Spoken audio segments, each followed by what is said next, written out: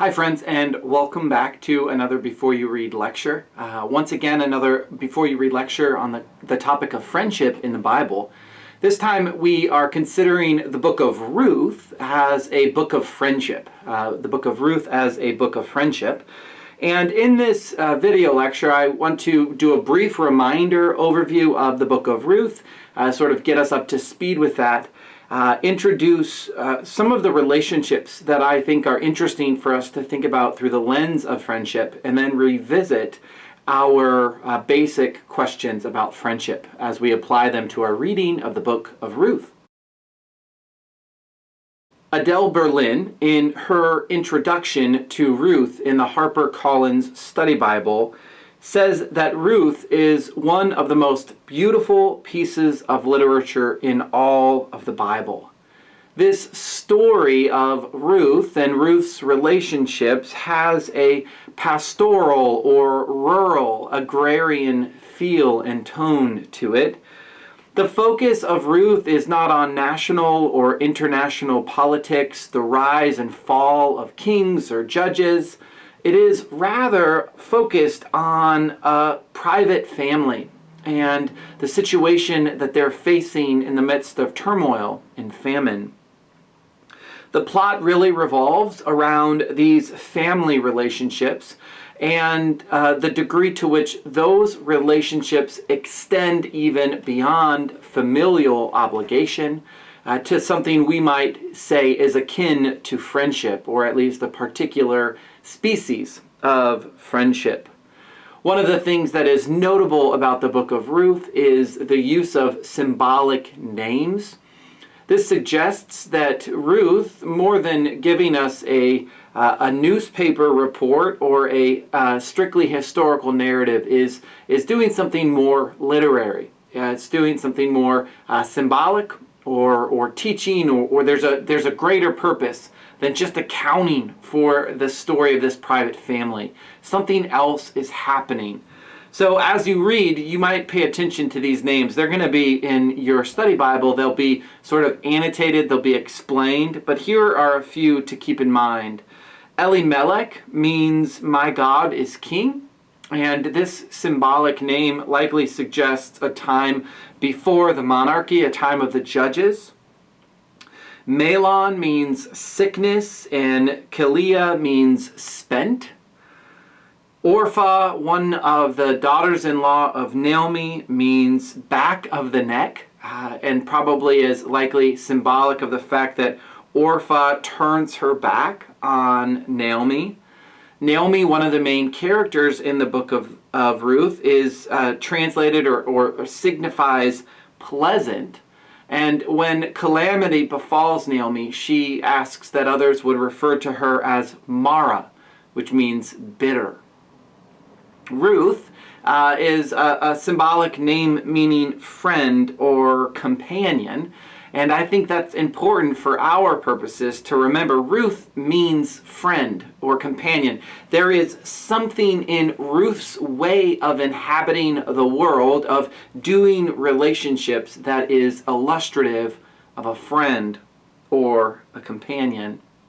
As you read, you'll see a few major themes in the book of Ruth. Again, the HarperCollins Study Bible notes a few.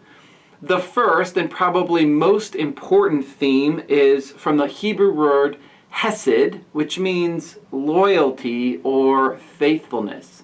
In rabbinic tradition, this is the theme. This is the topic that Ruth illustrates for us. That especially Ruth, but also Naomi, that their demonstration of hesed, of faithfulness, really shows up in how they move beyond obligation, especially familial obligations. Another theme is the idea of continuing the family line, of family continuity, and especially the role of women, the powerful and the agency of women in continuing the line of a family. even though that might have traditionally been associated with men, we see these women taking great efforts to preserve the line of a family.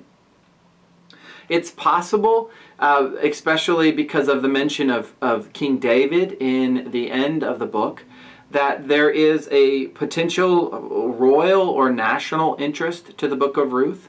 That, of course, David in Israel's memory is the great king, the greatest king perhaps, and that this story seeks to elevate that story or illuminate that story or is related to that royal or national interest. Scholars are divided about the date of Ruth. There's little in it that can tell us for certain.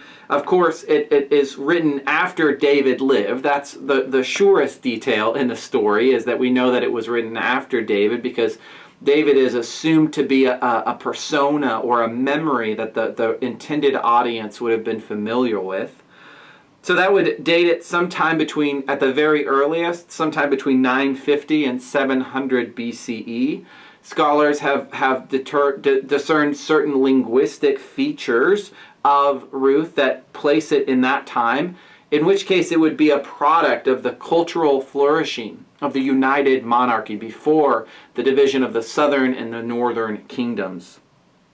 Others have discerned, again, other linguistic features of Ruth that suggest that it was written after the exile, or even during the exile, so a couple hundred years later than the first suggestion.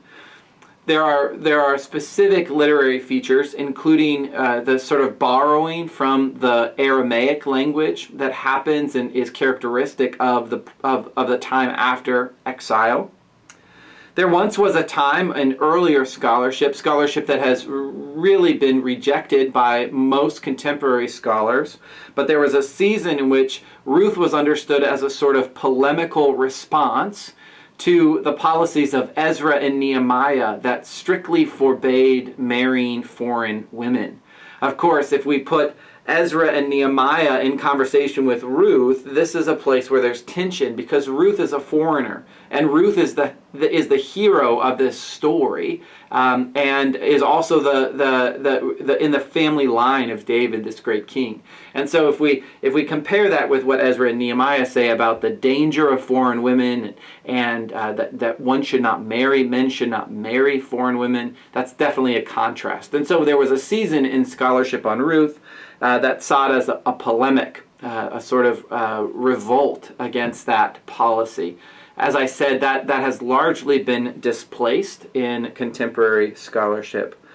It's interesting to consider, finally, just sort of where Ruth falls in both the Christian Bible and the Jewish Bible. In the Christian Bible, it comes right after the book of Judges, in between Judges and the rise of the king. So it sort of is located chronologically in that period between the Judges and the monarchy. In the Jewish Bible, however, it appears among the writings, and it has more of a liturgical purpose to it.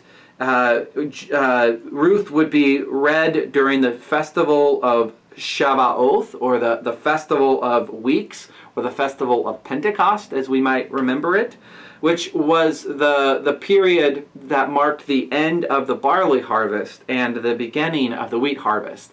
And if you read Ruth, especially the last couple chapters of Ruth, you'll see that this makes sense. The idea of harvest, the idea of procreation, the idea of fertility is part of what Ruth is about. A few thoughts about Ruth and friendship before reiterating our standard questions. I think Ruth is a really interesting book. In the next week, you could probably read Ruth every day or every other day. It's a short read. And so I think the first place in with the question of friendship is with Ruth's name, friend or companion. And so we would say, how does Ruth show up as a friend in the narrative? What does that friendship look like in the narrative? Second, I think the main theme of hesed, of loyalty or faithfulness, is also connected with friendship. right? Friends, we could say, according to Ruth, demonstrate chesed. They demonstrate a loyalty, a commitment to their friends in a way that moves beyond familial obligations, that moves beyond what they were expected to do as a mother or a daughter-in-law, but is rooted in a sort of a solidarity, a stick-to-itiveness that is important. So pay attention to Ruth's character as a friend and the relationship between friendship and chesed, faithfulness and loyalty. Finally, let me just remind us again of our standard questions. The first question is, what does Ruth tell us about friendship? How does it describe friendship? What is friendship like, according to Ruth? The second is, what is friendship for? What is the purpose or goal of friendship? And then the third is, how, if at all, does God relate to friendship? Now, that third one is going to be hard. We might have to use our imaginations because God isn't a major actor in the story of Ruth. But again, it might tell us, especially if we remember that chesed, that loyalty and faithfulness, is sort of demonstrative of God's relationship to the people of Israel. God demonstrates chesed to the people of Israel. God is loyal to the people of Israel even when they are not. And so if we think about chesed as a quality of friendship, then that, I think, also opens up some ground for us to think about the relationship between God and friendship, according to Ruth. And then finally, there's always that prompt. According to Ruth, friendship is blank. And I'd love to hear a sentence or two about what you think. Well, friends, that is what I wanted to cover in this Before You Read lecture on Ruth. Again, it's a short book. You should be able to read it plenty of times. But I think we'll have plenty to talk about as we think about Ruth as a sort of paradigm or model for friendship. Thank you so much for your time, and happy reading.